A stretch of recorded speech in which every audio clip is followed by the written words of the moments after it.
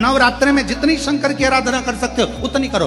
शंकर की आराधना करने से नवरात्र में शक्ति का बल बढ़ता है। शक्ति का क्यों गुरुजी नवरात्र में शंकर जी की आराधना क्यों करना चाहिए? हमने कहा अगर माता रानी से जो मांगना है तुम्हें, अगर तुमने नवरात्र में शिव जी की आराधना करिए, शंकर की कथा सुनिए, शंकर की आराधना करिए, शिव स्तुति करिए, शंकर को एक लोटा जल चढ़ाया, मां आद्य शक्ति तुम्हारे पर कृपा करेगी। क्यों? क्योंकि जिस स्थान पर शिवलिंग रखा होता है और जो हस्त कमल है वो मां पार्वती जगत जननी दुर्गा भवानी है। जब हम जल चढ़ाते हैं मां आद्य शक्ति अम्बा जगदम्बा 64 योगिनियों पर वो जल चढ़ जाता है और जगत जननी नवरात्र में प्रसन्न हो जाती है। वो जल की इतनी महत्वता है। आद्य शक्ति को प्रसन्न करना है, नवरात्र में शिव जी को जल चढ़ा। कोई अगर नवरात्रि का व्रत एक लौंग पर कर रहा है तो उसको करने दो। कोई नवरात्रि का व्रत अगर एक गिलास दूध पर कर रहा है तो उसको करने दो। अगर नवरात्रि का व्रत एक जरासी सुपारी पर कर रहा है तो करने दो। कोई नवरात्रि का व्रत कैसे कर रहा है उसको करने दो, उसकी मर्जी। तुम्हारे घर में जैसा व्रत होता है, तुम्हारे घर में जैसा नियम होता है, तुम वैसा करो। किसी को देखा देखी कर उसने 16 सोमवार का व्रत करा, उसने संकट सोमवार का व्रत करा, उसने चतुर्थी का व्रत करा तो मैं भी ऐसा करूंगी, उसने ऐसा करा तो मैं भी ऐसा करूंगी। नहीं नहीं नहीं नहीं, देखा देखी नहीं। कक्षा 8वीं का पेपर था, बच्चे एक के पीछे एक बैठे थे, लिखने को आ गया दिल्ली की सबसे बड़ी मीनार का नाम लिखो। आगे वाले बच्चे ने लिख दिया दिल्ली में कुतुब मीनार है। पीछे वाले बच्चे को भी याद था कि दिल्ली में कुतुब मीनार सबसे बड़ी मीनार है, पर आगे वाले का देखकर लिख दिया दिल्ली में कुतिया बीमार है। देखा देखी में काम बिगड़ गया। देखा देखी नहीं करना। उस बच्ची ने तो घबराहट के कारण, उस बच्ची ने तो बारात सामने खड़ी थी इसलिए गंदगी कर दी थी, पर गांव के लोगों ने जान कर कि यहां सोना चांदी बन जाएगा, अपनी बहुओं को अपनी बेटियों को भेजना चालू कर दिया। एक दिन बाबा शंकर बड़े क्रोधित हो गए, बड़े क्रोधित हो गए। उन्होंने पूरे उस मंदिर को, उस गांव को ही उलट दिया और वहां टीला बन गया।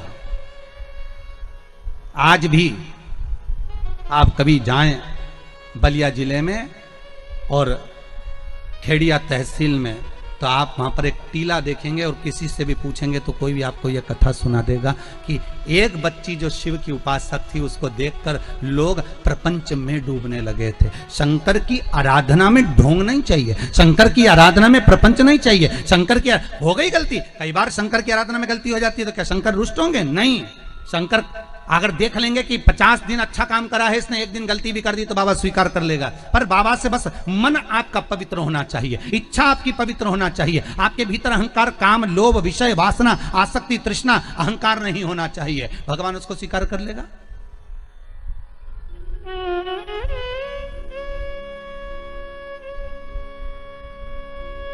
भगवान उसको ले लेगा आराम से।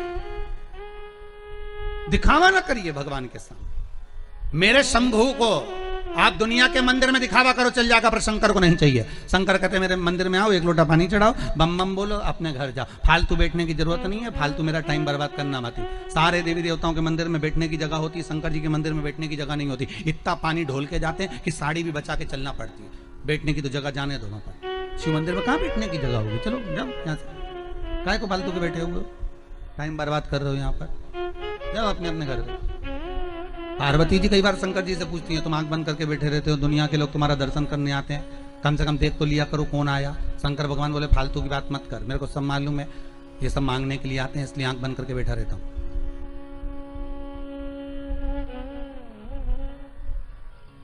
पार्वती जी बोली ऐसा कोई होता है क्या? शंकर भगवान बोले तेरे पड़ोसन क्या करके देख ले, रोज पड़ोसन क्या जाना, जीजी की जरा एक कटोरी घी दे दे, जीजी जरा तेरी चप्पल दे दे, जीजी तरह जरा सा मोबाइल दे दे, जीजी तरह थोड़ा सामान दे दे। रोज रोज मांगने जाओगे तो पड़ोसन भी दरवाजा बंद कर लेगी, तो मैं तो आंख ही बंद कराऊंगा।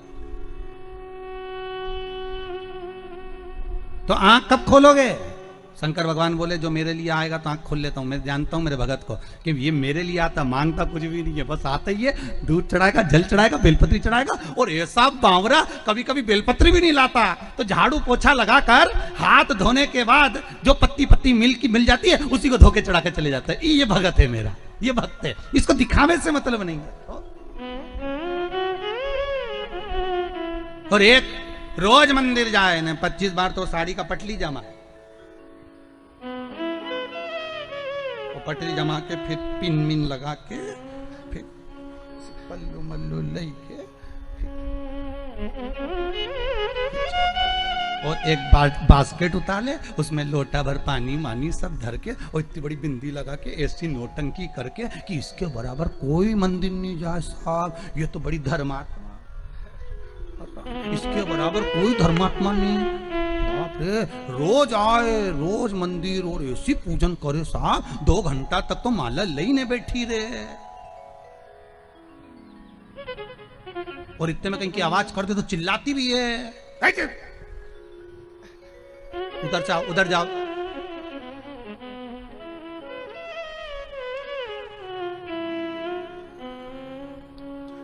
तो वो चिल्लाती भी है। तो अब बताओ वो चिल्लाने में लगी कि माला में लगी?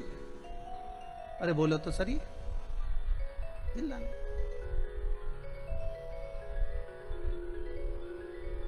अब ऐसे ही तुम हवन में बैठो, मालूम पड़े तुम सचंडी का हवन कर रहे हो, यज्ञ कर रहे हो, और मालूम पड़े पंडित जी ओम ब्रह्मचारिणे स्वाहा स्वाहा। अब देह हवन में बैठा तो पहले पत्नी से पूछ लिया, चाय पी ली तुमने?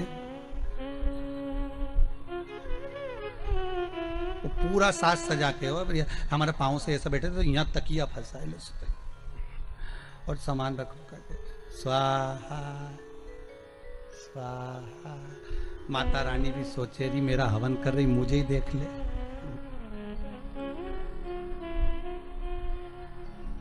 सुख वस्तु में नहीं मारा। फिर वही बात आ गई, भगवान को नहीं पसंद छल, भगवान को दिखावा नहीं पसंद। नहीं चाहिए चांदी की थाली में भोजन भगवान शंकर को, नहीं चाहिए शंकर भगवान को सोने की अटारियां। ऐसे सोने के महल तो शंकर भगवान लंका के राजा रावण को दिया थे, ले तू इधर ले ले। हाथ में कड़ा था, उतार कर भस्मासुर को दे देते, ले जिस पे हाथ रखे वो ही भस्म। भस्मासुर ने सोचा प्रैक्टिकल ही कर लो, शिव जी के पीछे पड़ गया। शंकर भगवान भागे, भगवान विष्णु के पास पहुंचे। भगवान विष्णु ने पूछा क्या हो गया? कि भस्मासुर आ रही है। तो क्या उसको वर किसने दिया? तो कि मैंने ही दिया। तो किसको भस्म करने आ रहे? तो कि मेरे को ही आ रही है। भगवान विष्णु बोले तो थोड़ा तो विवेक से काम करा करो, हर किसी को हर कोई सा आशीर्वाद दे रहे। तो शंकर भगवान बोले हमारा नाम भोला, हम तो भोला, इसलिए तो नाम भोला पड़ा कि हर कुछ को हर किसी को जो मन पड़े वो वर दे दे। एक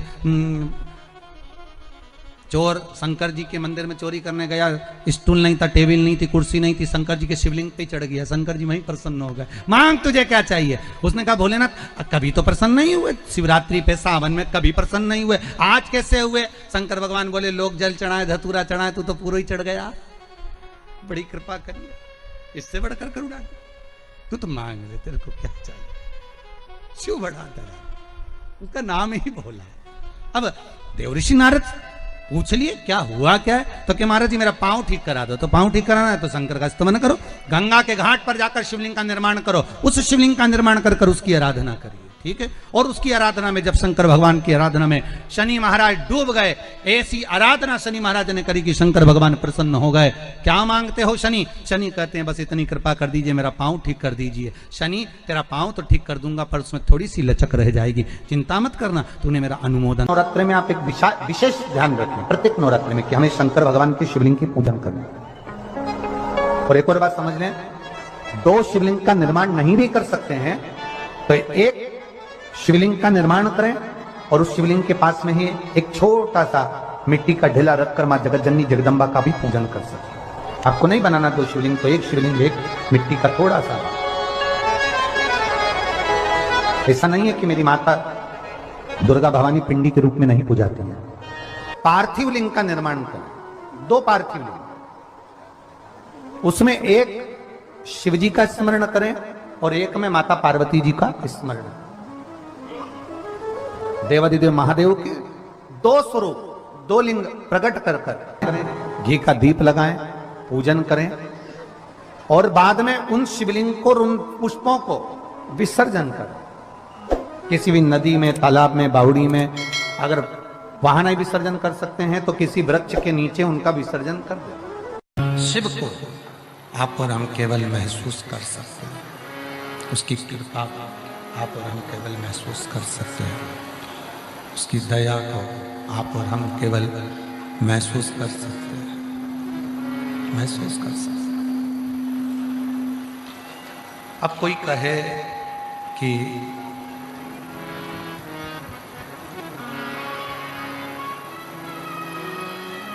एक लोटा जल आपके और हमारे दुख को मिटा कैसे देता है? एक लोटा जल आपके और हमारी तकलीफों का, हमारे कष्टों को, आपके कष्टों को मिटा कैसे देता है? हमारे दुख तकलीफ को, हमारे कष्टों को मिटा कैसे देता है? तो वो जो कहा जाता है एक लोटा जल सारी समस्या का हल, वो हमारे दुख को, हमारी तकलीफ को, हमारे कष्ट को कैसे मिटा देता है? आप खुद आओ थोड़ा सा और आके खड़े हो यहाँ पर। वो एक लोटा जल आपके और हमारे दुख को मिटा कैसे सकता है? कैसे मिटा देता है? कैसे समाप्त कर देता है? शिव कथा कहती है जिस समय पर हम शंकर भगवान को एक लोटा जल चढ़ाने के लिए अपने घर से निकलते हैं, शिव को एक लोटा जल समर्पित करने के लिए जिस समय हम अपने घर से जाते हैं, भगवान देवादिदेव महादेव को जब एक लोटा जल समर्पित करने के लिए अपने घर से निकलते हैं, उस समय पर केवल आप और हम जल लेकर नहीं जाते, केवल आप और हम जल लेकर शिव जी के मंदिर में नहीं पहुंचते, आप और हम भगवान शंकर के मंदिर में जल लेकर नहीं जाते। जब आप और हम भगवान शिव के मंदिर में एक लोटा जल लेकर जाना प्रारंभ करते हैं, तब केवल आप अकेले नहीं होते, आपके भीतर का विश्वास, आपके भीतर का भरोसा और आपके भीतर की दृढ़ता आपके साथ शंकर के मंदिर जाकर एक लोटा जल समर्पित करवाती है। वो भरोसा, वो दृढ़ता शिव को एक लोटा जल समर्पित करवाती है।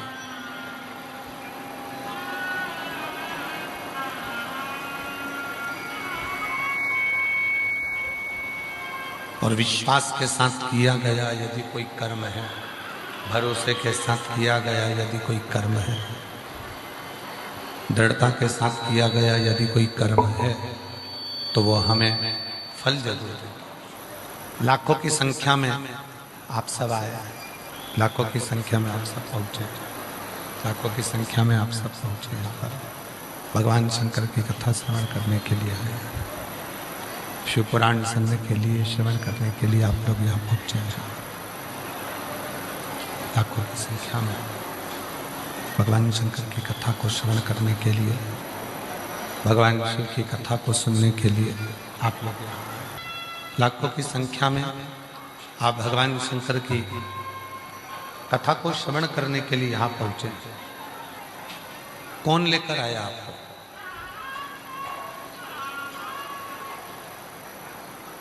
कोई आपको लेकर यहाँ नहीं पहुंचा, कोई आपको लेकर यहाँ नहीं आया कि पाटिल जी ने या समिति ने या सीहोर वाले बाबा ने आपको गाड़ी भेजी हो और आप उस गाड़ी में बैठकर यहाँ पहुंचे हो।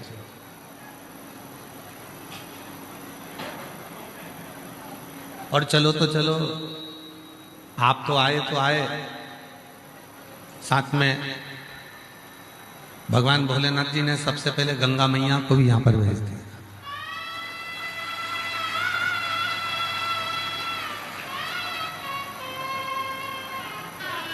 कथा चालू होने के पहले सुबह सुबह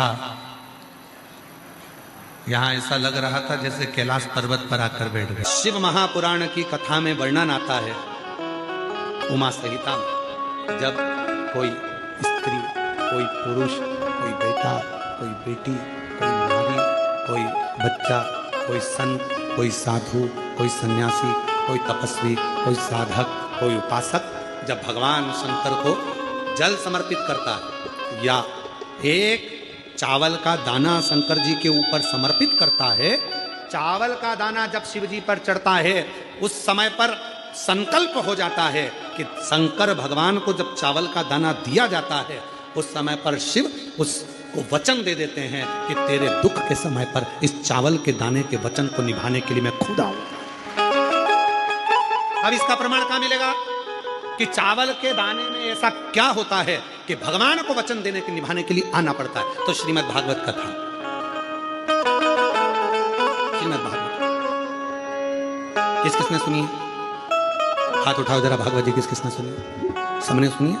श्रीमद् भागवत कथा में सुदामा जी के चरित्र का स्मरण करिए। क्या ले गए थे सुदामा जी भगवान कृष्ण के पास में?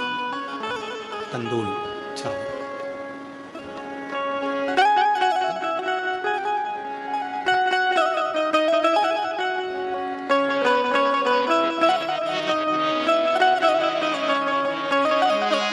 लगाया गले से सुदामा को, लगाया गले से सुदामा को मोहन, हुआ रुक्मिणी को बड़ा ही अचंबा, हुआ रुक्मिणी को बड़ा ही अचंबा, ये मेहमान कैसा अजीब आ गया है, ये मेहमान कैसा अजीब आ गया है। क्या लेकर गए थे? तंदूल। नहीं था खुद के घर में, पड़ोसी से मांग कर लिया।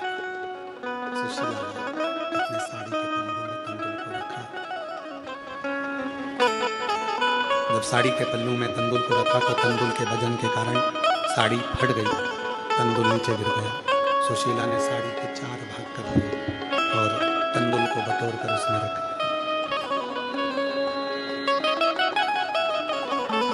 बटोर कर उसने रखा, लेकर सुदामा जी को दिया। सुदामा जी ने बाजू में दबाया, लेकर चल दिया।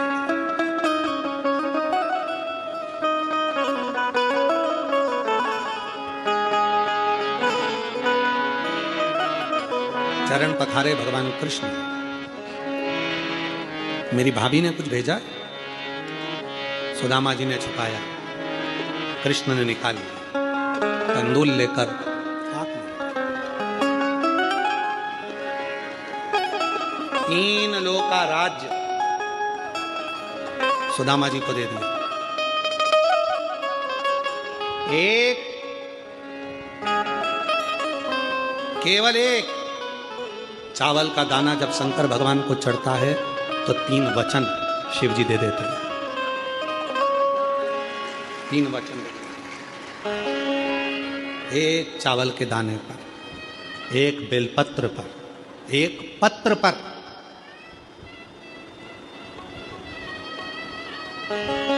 एक चावल के दाने पर 3 वचन मिल जाते हैं। जैसे ही शिवलिंग के ऊपर आखा, आखा जानते हो ना आप लोग, क्या बोलते हैं इधर महाराष्ट्र में? आखा, पूर्ण, अक्षत। एक चावल का दाना आखा, खंडित नहीं है, पूर्ण आखा अक्षत जब शिव को समर्पित किया जाता है, वो एक चावल का दाना 3 वचन को दे देता है। शिव कहते हैं तूने मुझे जो अक्षत दिया है, ये आखा चावल का दाना जो तूने मुझे दिया है, मैं भी तुझे मृत्यु की सैया तक पूर्ण रखूंगा, तुझे तड़फने नहीं दूंगा। दूसरा वचन देते हैं भोलेनाथ एक चावल के दाने से। दुनिया में केवल एक अन्न है, चावल, जो कभी वापिस चावल से पैदा नहीं होता। गेहूं, गेहूं से पैदा होगा, चना, चने से पैदा होगा, सोयाबीन, सोयाबीन से पैदा होगा, और केवल एक चावल ऐसा होता है जो चावल से चावल पैदा नहीं होता, उसका रोप लगाना पड़ता है और रोप से वो धान पैदा होती है। तो ये वापिस जन्म नहीं ले सकता, ये पूर्ण हो गया। तो शिव जी दूसरा वचन देते हैं, जिसने मेरे शिवलिंग पर अक्षत चढ़ाया है उसका दूसरा जन्म नहीं होता, वो पूर्ण हो जाता है।